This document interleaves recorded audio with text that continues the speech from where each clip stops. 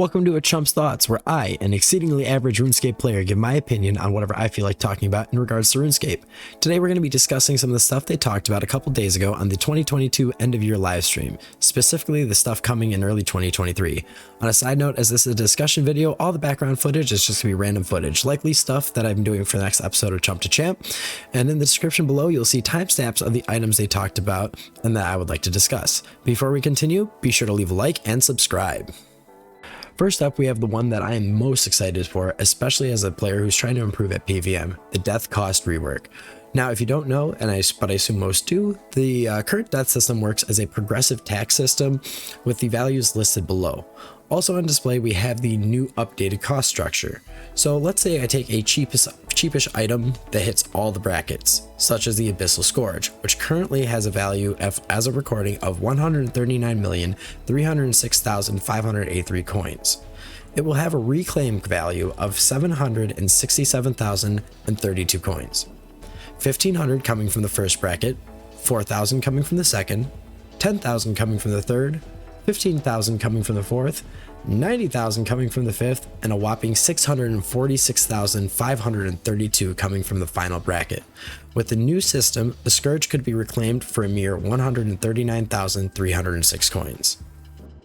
In essence, from what they stated, because the final tier hits at such a low amount and the exorbitant cost of so much of our PVM gear, learning has become highly de-incentivized, and this is something that I completely agree with. I almost personally feel like a psycho for trying to improve. In fact, I had a friend tell me that he finds it hilarious that I'm trying to implement hybriding while only having 12 million GP in my cash stack, even though my death cost is nowhere near where it is for much of the community. Trying to implement different switches like flanking or even hybriding adds so much to our death cost even without owning the top end gear.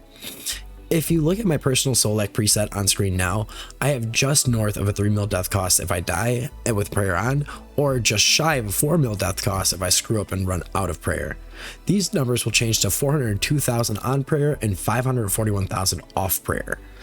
These numbers, in my own opinion, scale much better to the gear that people are actually using, and it's going to be especially nice considering how many people say screw it on certain things because death costs. I'm looking specifically at Elite Serenic, which provides an extremely negligible DPS increase for a massive increase in death cost, and that massive increase is in the millions. Another part of this is going to be overflow reclaims. No more gear losses to double deaths. The overflow will cost more to reclaim, however, again, I think this is an overall positive change.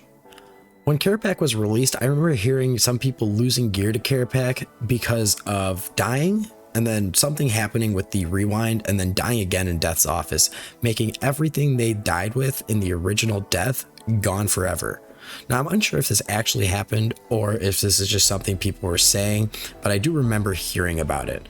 However, I can say personally for me, a long time ago, well before my iron, and when I first tried to learn to PVM, I lost a lot of stuff because of a double death, not knowing that I can't reclaim items from the first death.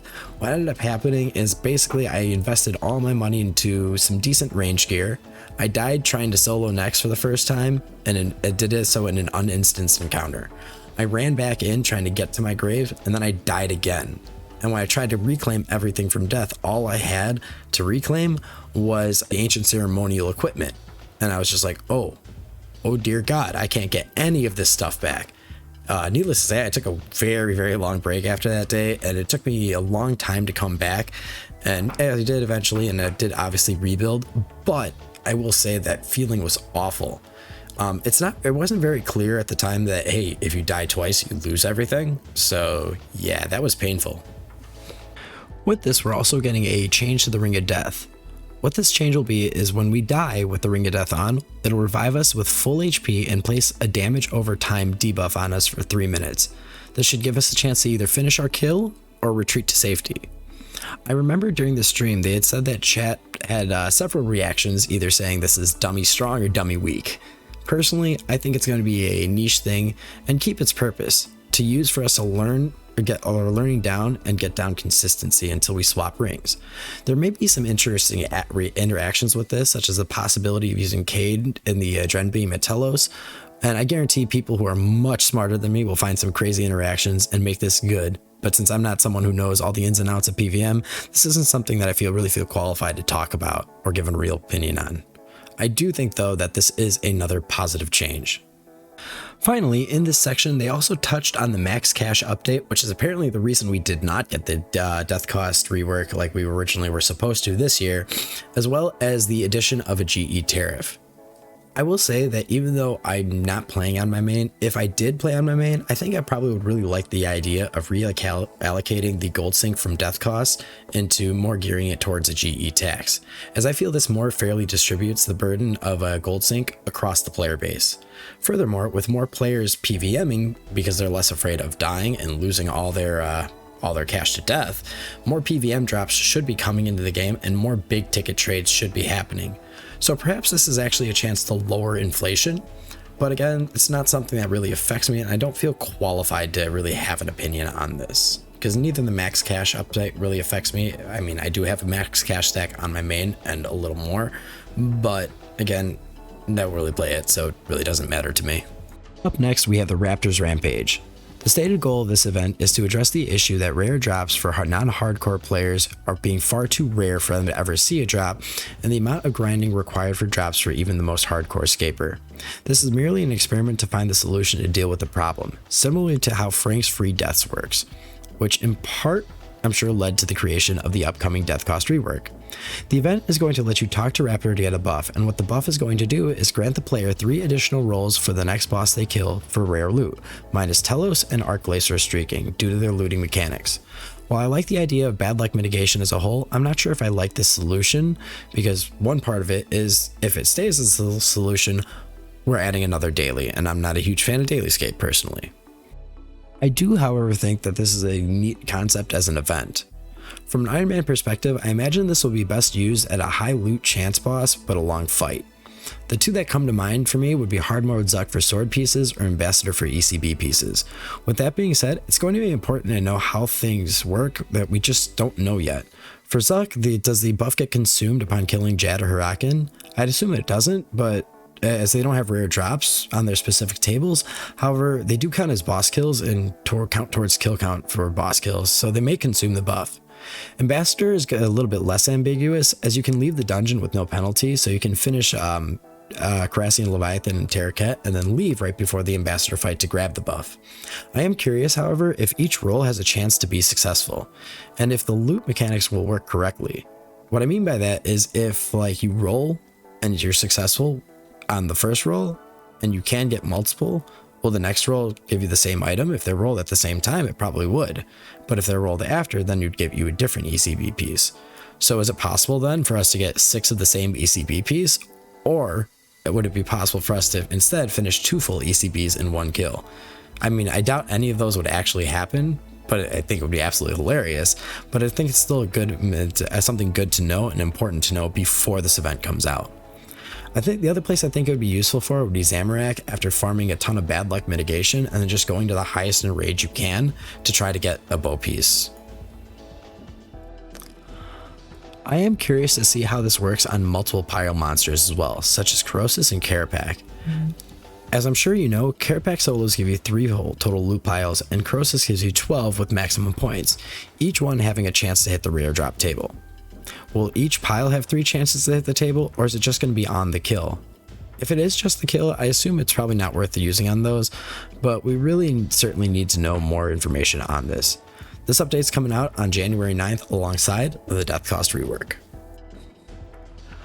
One of the last things they talked about is Fort Forinthry, RuneScape's next storyline. They said it's going to be a modest 2-year storyline that expands into something epic, and the focus will be on the player character. We know the new skill will tie into the storyline, but will not be gated behind the storyline. The first part of it is going to be a construction update, which has me very interested as the player-owned house kind of has fallen into obscurity. The only reason I ever go there is strictly to repair gear on my whetstone. They did state it should give you a reason to want to train the skill and a way to train the skill, which definitely has me excited. I do hope the fort building will have a ton of use, but I guess we'll have to see on that. We know that they won't be instanced and it will be on the world, so we should have some nice social aspects to it, which is part of the thing that I liked about Archaeology's release. And I think construction getting some uses is definitely a positive benefit.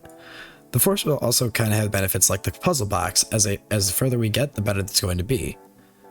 We will be getting new info on this in the coming year as it gets closer. And finally, we have the new skill, Necromancy. Obviously, nothing was really said on it, and there are some theories, so I really don't want to talk too much about it, but I am really hoping that it is going to be an interesting shakeup of the meta. Similarly to how archaeology gave us things like relics to boost our combat, gave us new access to weapons, new familiars, and perks, and all these things that were fun to learn and to utilize. I mean, even still, we still have archaeology creating new and interesting aspects in the game with the release of things like Bic arrows that let us do some fun stuff with arrows and reavers. I really do hope that this will end up being a similar shakeup. I will say, I do think that it's going to be a skill in support of combat, but I don't think it's going to be like Summoning 2.0 where we're just summoning undead monsters for the sake of it, nor do I think it's going to be a main aspect of combat like range melee or mage. I did find it funny though that a long time ago, well before when I started playing RuneScape, that Necromancer was actually a class in RuneScape, and when you picked it, it gave you a boost to the an early game stat boost to the evil magic skill, which obviously doesn't even exist anymore. So what do you guys think of the new releases for 2023? What's got you most excited? What do you think Necromancy is actually going to be? Be sure to comment below, and if you enjoy these videos, be sure to leave a like and subscribe. We will see you next time.